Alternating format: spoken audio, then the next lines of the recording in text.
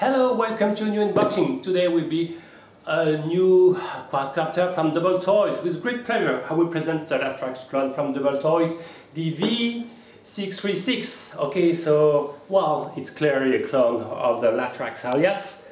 So, well, but it's cost approximately $60, so it's much more cheaper than the original Latrax quadcopter. So what will you find in the box? You will find this very nice design quadcopter. Wow, it's when you touch it the first time, you can immediately notice that they improve the design, the quality of the plastic and so on. Okay, I will present later more in detail the quadcopter. What also will find, you will find the classic WLtoys transmitter with a large LCD display, etc. 40, 60, 80, and 100 modes and so on. I will present later all the role of each button. And what also we'll find in the box, you will find a set of spare blades, 2 clockwise and 2 counterclockwise. And finally, a power adapter in order to charge the LiPo battery, ending with the GST connector. I probably received a simple version, so I don't have the instruction manual, but I guess of course it will be included in the final release of the product. And probably we will have also some prop guards. On some photos there are, and some other there are not. So it's not a clear yes or no answers for the presence of the prop guards. So focus more on the quadcopter. In order to give you a size comparison, here is a WLtoys V636. Okay, so they are more or less the same size. It's 20 centimeters square. Okay, with the LiPo battery, which is 130 milliampere per hours. This LiPo battery is scaling close to 20 grams. So the total weight when you insert the battery is close to 100 grams, 102 grams to be more precise. So it's quite light. It's a little bit heavier than the original one, but I guess the situation, the gear setup will take into account this fact. So what I like is the design of the canopy, very nice. It's not exactly a Latrax alias clone, but if you have a V252 WLtoys model, you will recognize the shape of this kind of, I don't know, kind of you know, this not scorpion but manifer underwater animals, a modulus, I don't know, with a long pointing tails, I don't know. So taking this kind of shape, what I like is the quality of the plastics. You can feel that, wow, it's very solid. I like it, and you have, as the alias versions, the upper parts, the bottom part of the arms are completely transparent in order to propagate the light of the LEDs probably located there. So in order to improve the night flying capacities.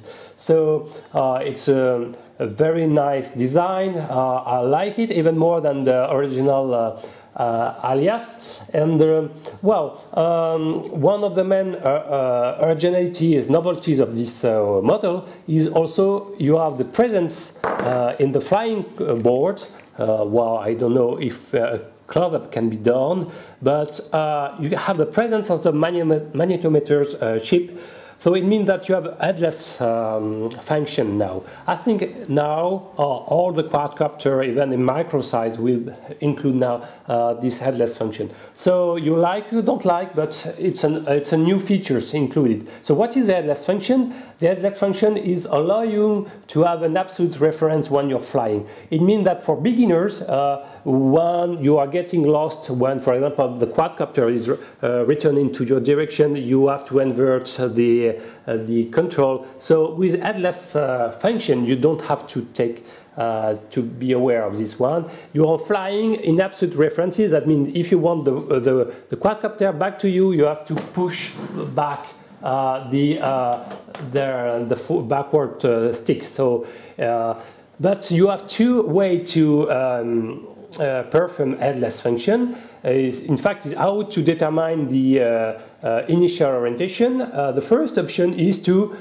fix the orientation each time you engage the headless function. So each time you engage it, it fixes the axis of the orientation, and after the absolute reference will be calibrated for this orientation.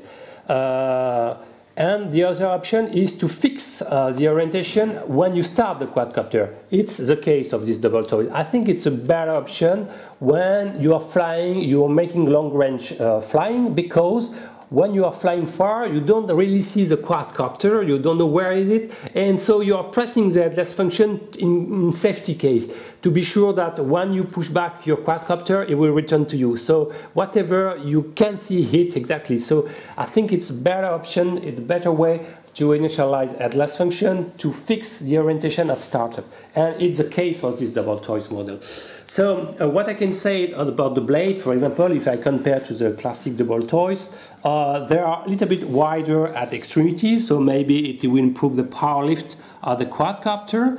The ground clearance is probably more or less the same, so that means that you can probably insert a camera. It's announced to be able to insert the camera. You have a camera plug there, okay? So you will be able to buy the accessory later. So I think all accessory of the WLtoys can be installed. So it's a good news. And now focus more in detail on transmitter. It's a classic one. So you have 4 modes, 40, 60, 80, then 100. This button allows you to turn on or off the LEDs. And this one is to engage the headless function when you arm the quadcopter. So you press a long time this button and you have this sequence of annoying beep indicating you are in headless mode, okay? So to turn off, press again more than 2 seconds and it will stop. You have the trim button there, okay? So and you have LED as indications, so you can know where are the central position. This left shoulder button is allow you, for example, to engage the accessory. So if you install a camera to start, turn on or off the camera, okay? And finally, this button is allow you to flip, okay? So it's manual flip. That means that you press before, you have this beep, fast beep sequence, and you indicate the direction where you want to flip. So after one is done, the fast blip sequence will stop. Okay, so let's have a small demonstration. So it will be an indoors flight. So I will insert the battery. It's funny because you have to insert from the front. It's not really classic, but why not? So you can see the LEDs, very nice, green, red for back, and as the tracks, you have a blue one there on the bottom. So okay, I will start the transmitter. So you see that it's binding, but it's not yet armed. You have to push up and down, and the LED start become solid. So now it's by default in 40%. Okay, like all WLtoys V636 model, to calibrate you have to push to be in a 100 mode, for example, and to push both stick in lower left position. And after a few seconds, you have the LEDs fast blinking. It means that it's calibrated. Don't forget to return in 40%. And now it's calibrated. So you can see this is in very beginner mode. So the yaw rate is extremely slow, ending slow, but the pitch and the roll angle are already good. Okay, so you can feel a lot of power. Okay, so now I will engage, for example, to show you the maximum yaw rate. I will engage in 100%. Okay, so now I am in 100%. Wow. The yaw rate is not fantastic even at 100%. So it could be better. It's slower than the last track. So it's not a really, it could be better, much better. Okay, but the pitch and the roll angle are just insane in 100%. So it's very hard. I will return to 40.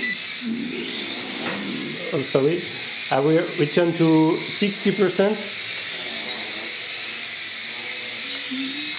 So yes, I'm a little bit disappointed by the yaw rate, which is not extremely fantastic. You can, of course, turn on I will try to land now. Okay, so it's possible to turn on the LEDs.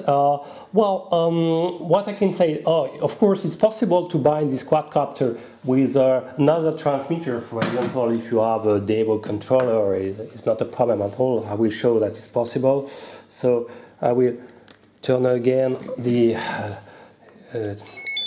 WLtoys model and bind with. As you can see, you can, of course, turn off the lights. Okay, it's working perfectly with the transmitter, so you can flip, etc. So I will conclude this fast unboxing and testing. So, this is a Latrax clone from WLtoys. As you will see in the outdoors videos, this one got insane speed and forward and pitch and